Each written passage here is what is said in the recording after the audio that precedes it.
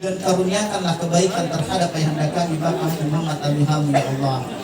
Kami dari LPS perwakilan 3 di Pulang Tua mengucapkan berduka cita sedalam-dalamnya atas wafatnya Bapak Haji Muhammad Al-Ilham, Chairman dari Fajar. Seperti kita ketahui, beliau adalah sosok yang sangat inspiratif, selalu motivasi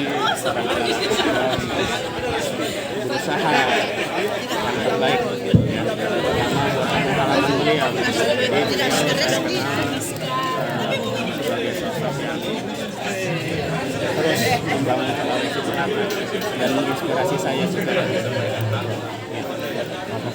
Politikus juga begitu, di media jangan ditanya.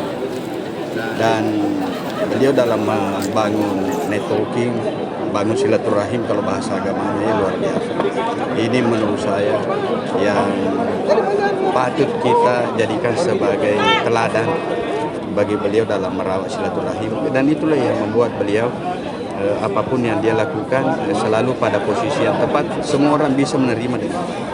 Kita kehilangan tokoh inspiratif.